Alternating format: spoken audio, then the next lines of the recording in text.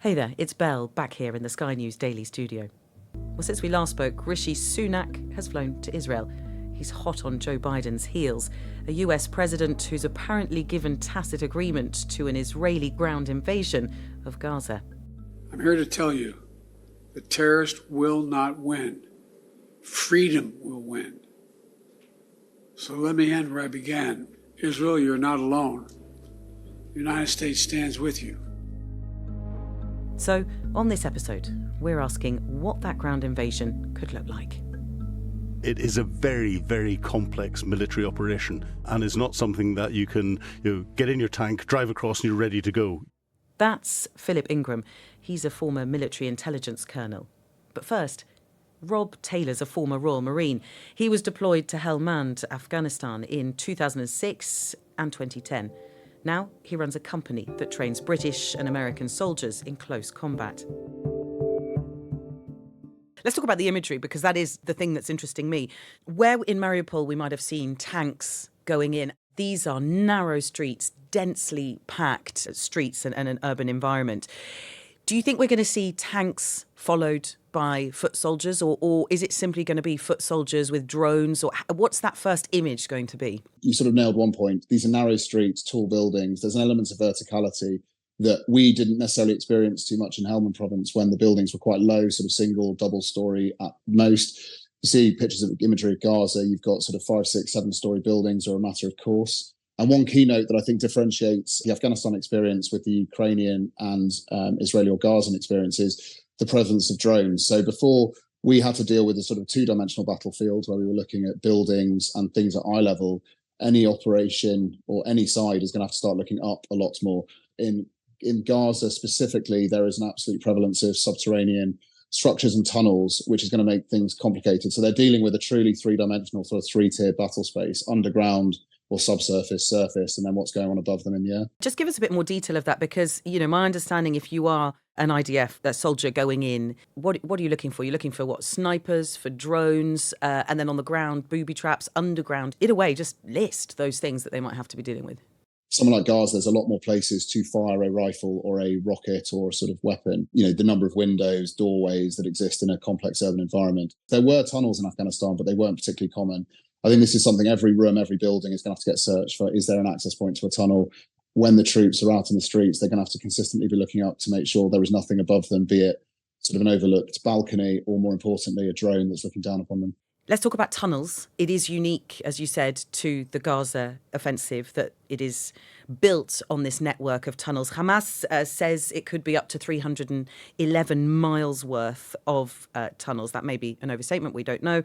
One of those tunnels that was discovered last year is said to have been 70 metres underground in depth. So that is about the same depth as the Channel Tunnel is under the sea. So that's the sort of underground situation that they're faced with. If you were advising what you'd say about how to deal with that underground network, because of course those forces are very vulnerable once they go underground. I think the key point to draw out is in any sort of conflict that involves subterranean, and this includes what we saw in Mariupol, and subterranean and trenches have seen a huge sort of almost a re-emergence in the Ukrainian conflict, is it makes clearing things very difficult. If you clear a building, then move to the next building, and then someone can pop up behind you by using a tunnel, it's just going to mean that it's going to have to be very methodical. It's going to take a lot longer than potentially a conventional clearance where subterranean or tunnels don't exist. We are looking at creating subterranean structures for the sort of militaries that we work alongside in both the US and the UK, but we are by no means experts on that sort of area.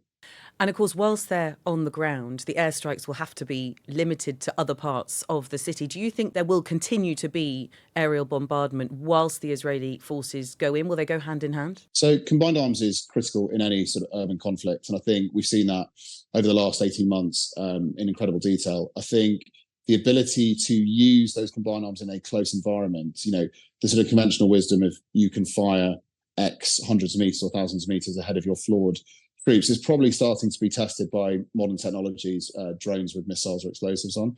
So I think the ability to utilize that technology has come a lot closer now.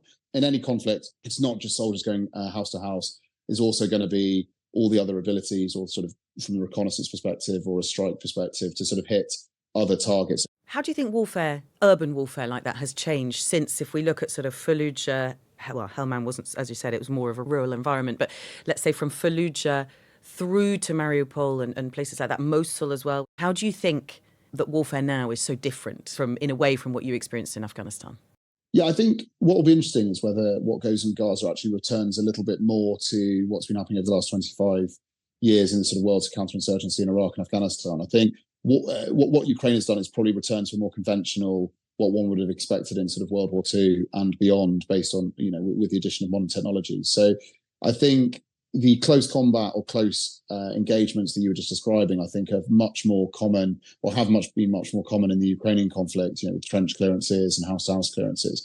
What will be interesting is any sort of insurgent force that is smaller than the attacking force, whether they can actually do that. The Russians, the Ukrainian militaries seem to have a similar capability in some areas and a similar scale in certain aspects of the conflict.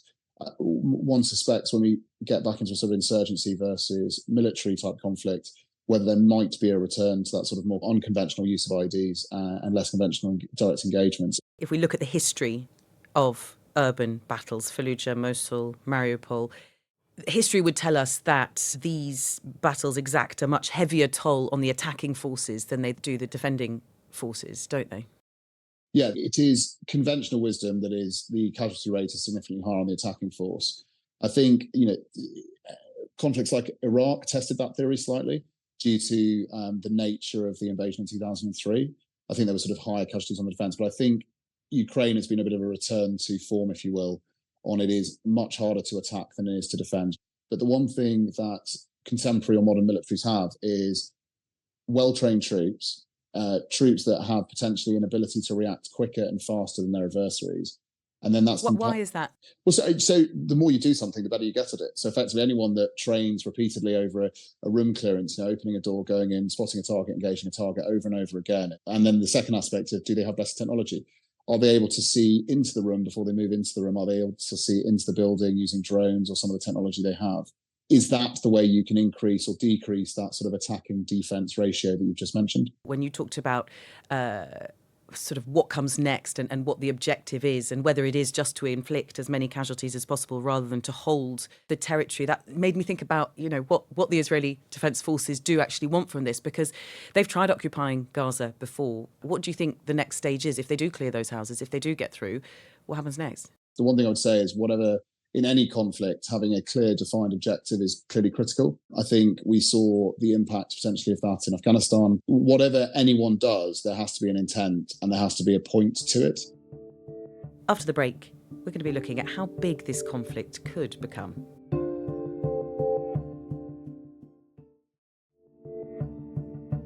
We're back with more from Philip Ingram.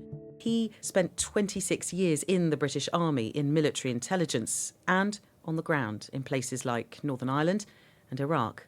He's been analysing the Israelis' preparations. It is a very, very complex military operation and is not something that you can get in your tank, drive across and you're ready to go. You have to sit and prepare your troops, understand your clear objectives that are there, work out a plan to get to those objectives. And that plan in this situation is extremely difficult. Hamas planned this attack on Israel for over a year. They've therefore planned the next phase of it for over a year and will have set effectively an ambush for Israeli ground troops coming in. They will have understood that Israel's reaction will be to attack in from the air, but also to attack in from the ground, and they will be sitting waiting for that. There's a sort of political military dilemma coming in here. If you go in too early from a military perspective, you're going to suffer huge casualties because your troops aren't ready. They're not going to be tactically ready to go in, and you're not going to achieve your objectives. You'll get large casualties. If you leave more time, Hamas will prepare even more. They'll potentially understand what your plans are going to do, and therefore, if you leave it too long, there's going to be big casualties. And this is where the politicians will have to say, here's the time to go. You could say, what's another 2 weeks of preparation if Hamas has been preparing for a year? Does it matter if they wait another 2 weeks, the Israelis? There's a great danger that Hamas will begin to understand from your dispositions and from everything else, begin to understand your actual plans. And they'll also try and engineer other things to delay or to focus people on different matters and everything else. The horrible explosion that was outside the hospital, whilst not deliberately caused by Hamas or the other organisations that are there. It's shown how easy it is to cause confusion in the international community. But just to talk to you about a former Marine that we've spoken to on the podcast today, who talked about his time in Helmand in Afghanistan in 2006 and then again in 2010, and talked about the intricacies of clearing civilian areas where insurgents were based. Now, what struck me listening to him talk was that was Helmand and this is Gaza, and the two are very different in time and different in terrain. Hugely different. In Helmand, even the most densely populated towns and villages don't come close to the level of population that there is inside Gaza. The other thing is, it's different enemies. Yes, the Taliban would hide amongst the people and everything else, but again, that density of population didn't cause the same issues. Hamas deliberately integrate a lot of their military capability into the civilian infrastructure. So they will put their command and control headquarters on one of the middle floors of a tower block where people are living, or underneath it. They'll have weapons manufacturing capabilities in there because a lot of their weapons are homemade. They'll put weapons stores under mosques. They'll put rocket firing points beside hospitals, knowing full well that this causes the Israelis a real dilemma when it comes to targeting it. Once there's a military headquarters in there, or there's a military capability put into civilian infrastructure, that then becomes a legitimate target. And the decision as to whether it's acceptable or not then becomes a political decision in what's going on. And that becomes extremely difficult indeed. And I've been in many situations where you've got dilemmas over what you can target and what you can't, and knowing that there's military capability that is attacking you from a place, and we've made decisions not to attack it and to absorb what's coming in because of the political ramifications. The dynamics are very different inside Gaza. You've talked about Gaza, those tightly packed streets. We've seen them as well.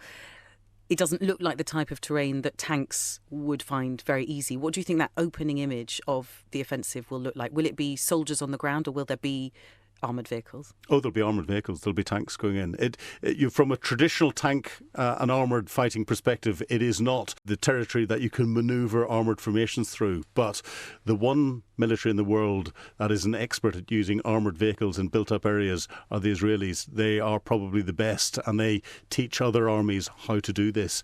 So it's not something that is new to them. It is something that is an integral part of their tactics. It's the area that they specialise in. And if any army can use their armoured vehicles properly within these areas, then it's the Israelis. But they're also very vulnerable. They're very vulnerable to asymmetric attacks, so attacks that'll come in from the side or from behind or from underneath. And Hamas have learned over the years as to how to carry out those attacks, and they've had great success in creating Israeli casualties by doing that.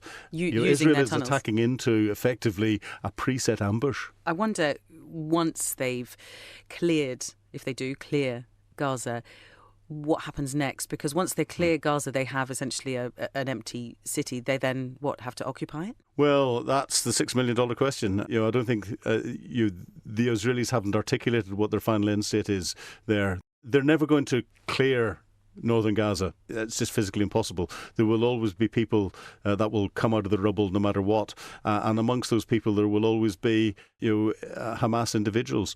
I think the debate is as to whether Israel can destroy enough of Hamas to reduce its military capability and its political capability to a point where it's going to take it many, many years to build that back up again. They're not sitting in Gaza suffering the same way that the Palestinian people are suffering. And the Palestinian people are being made to suffer not by Israel blockading Gaza. That's an easy headline for us to put in, but they've been made to suffer by what Hamas has done to poke the Israeli bear. And Hamas ruled Gaza by the use of terror for so many years. As you say, on the ground, Hamas drawing Israeli defence forces into one front. What does that mean for the rest of Israel? There's the northern front with Lebanese Hezbollah, and we've already seen rocketing across the border. There already been a lot of demonstrations around. That is not a stable place. That could be the next bit that opens, that would fix a next chunk of the Israeli army and security services